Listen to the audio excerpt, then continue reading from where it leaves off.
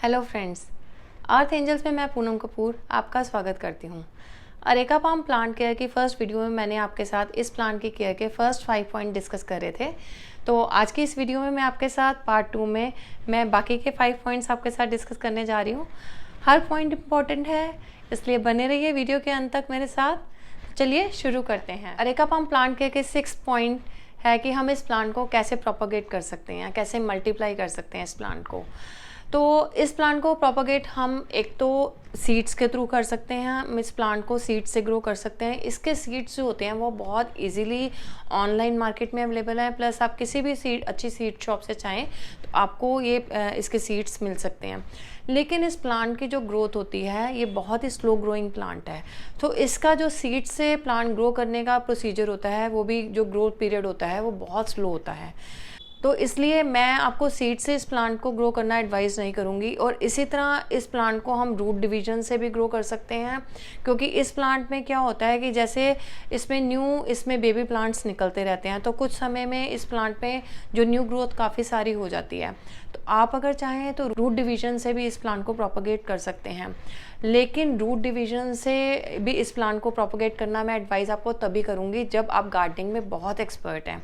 क्योंकि कई बार क्या होता है कि अगर आप न्यू कमर हैं या न्यू हैं गार्डनिंग में, तो आप इसको रूट डिवीजन से डिवाइड करने की कोशिश करते हैं और आप ठीक से कर नहीं पाते, और उसकी वजह से क्या होता है कि आप प्लांट्स को मल्टीप्लाई क्या करेंगे, जो प्लांट आपका है वो भी आपका ख़राब हो गया। तो क्योंकि ये प्लांट बहुत ज़्यादा एक्सपेंसिव नहीं है, अगर हम इसकी स्टार्टिंग रेंज देखें तो ये लगभग 100 रुपीज़ से स्टार्ट हो जाता है। और as per it's size plus इसकी डेंसिटी की, मतलब कितना डेंस आप ले रहे हैं प्लांट, जितना डेंस होगा और जितना बड़ा होगा उतना एक्सपेंसिव होता जाएगा।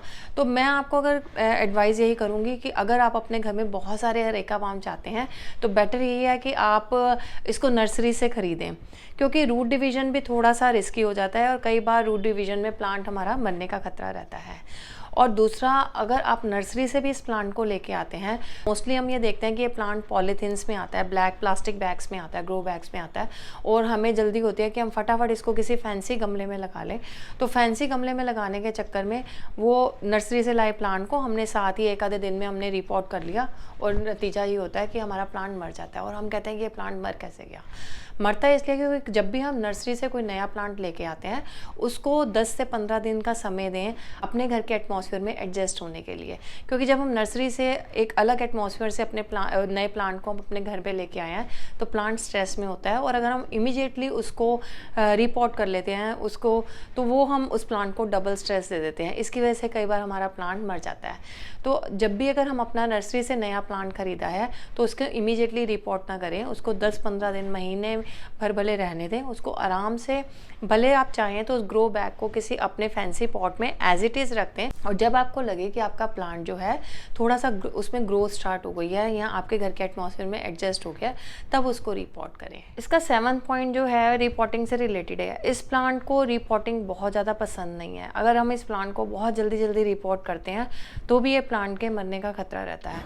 तो अगर हमने इस प्लांट को एक बार ही पॉट में लगा लिया तो लगभग समझ लीजिए कि 3-4 साल तक इस प्लांट को रिपोर्टिंग की ज़रूरत नहीं पड़ती। तो यह बहुत इजीली एक ही पॉट में अच्छे से ग्रो करता है।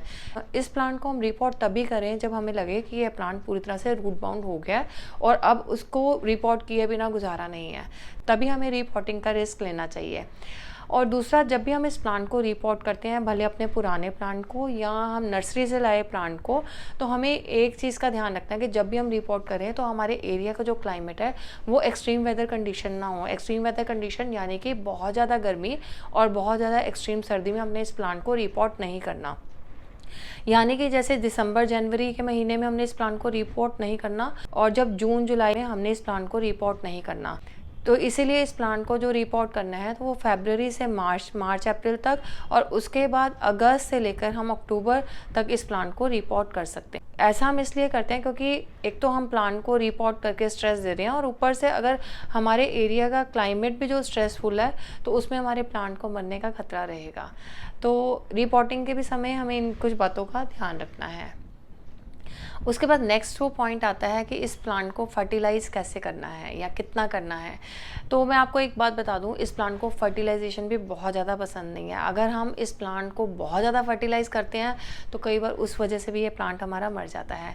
तो जो फरवरी और सितंबर में तो हम अपने प्लांट को फर्टिलाइज़ करते ही हैं। हमने वो जो हमने एक रूटीन का फर्टिलाइजेशन तो करना है। उसके अलावा अगर हम बीच में चाहें तो हम इसमें लिक्विड फर्टिलाइज़र्स डाल सकते हैं, जैसे काऊ डंग लिक्विड फर्टिलाइज़र इसमें हम डाल सकते हैं, और उसके बाद नीम खली को भी लिक्विड फर्टिलाइज़र डाल सकते हैं, अनियन पील या जो भी हमारे ऑर्गेनिक फर्टिलाइजर्स हमने यूज़ करने हैं।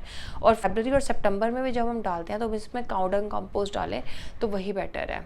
इसमें केमिकल जो है फर्टिलाइज़र वो नहीं यूज़ करना। इसके बाद इस प्लांट केयर का जो 9th पॉइंट आता है कि इस प्लांट में क्या क्या प्रॉब्लम्स आती हैं। जनरली इस प्लांट में बहुत ज़्यादा कोई मेजर प्रॉब्लम्स आती नहीं है। इसमें जो एक इसमें टिप्स ब्राउन होने की प्रॉब्लम आती है वो मैं आपको पहले ही बता चुकी हूँ, वो ओवर वाटरिंग या अंडर वाटरिंग की वजह से आती है।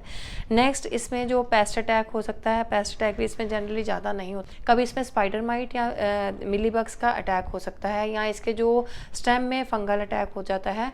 तो उसके लिए अगर आप चाहें तो इसमें 1 चम्मच नीम ऑयल को 1 लीटर पानी में डिज़ोल्व करके हम उसका स्प्रे कर सकते हैं पूरे प्लांट में, जैसे हम बाकी प्लांट्स में एक रूटीन में करते हैं जनरली इन रेनी सीजन। इसके अलावा अगर आप चाहें तो नीम की पत्तियों को पानी में बॉईल करके और उसका लिक्विड जो बनता है उसको पानी में डिज़ोल्व करके उसका आप चाहें तो स्प्रे भी कर सकते हैं और इसकी रूट्स में भी डाल सकते हैं।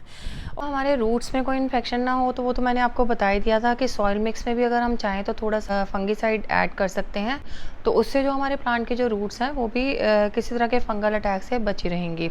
इसके अलावा जो हमारा अरेका पाम एक मेजर प्रॉब्लम फेस करता है कि कई बार हम नोटिस करते हैं हमारे अरेका पाम में बड़े बड़े से ब्राउन पैचेस पड़ रहे हैं उसकी लीव्स में।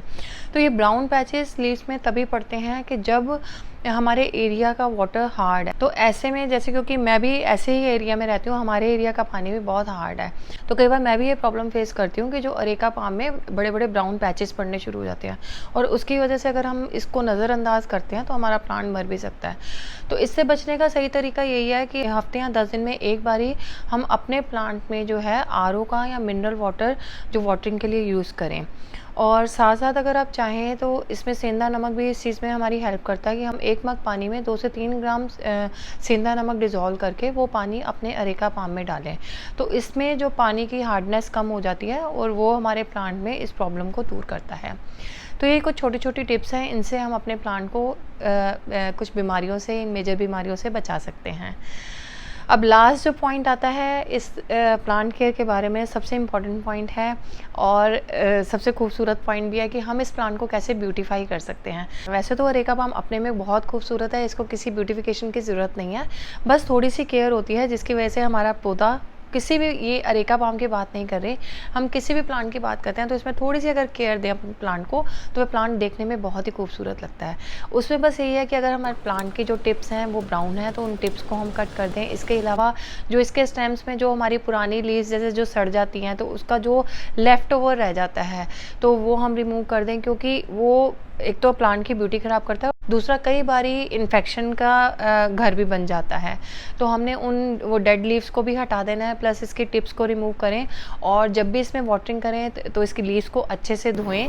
इसके साथ साथ जो किसी भी वेट क्लॉथ से इसकी लीव्स को क्लीन करें, तो उसमें जो हमारी जो लीव्स जो हैं प्लांट की वो देखने में और भी खूबसूरत लगेंगी। तो बस यही छोटी छोटी बातें हैं जिनका अगर हम ध्यान रखते हैं तो हमारा अरेका पाम बहुत लश ग्रीन, हरा भरा और लंबे समय तक हमारे साथ रहेगा।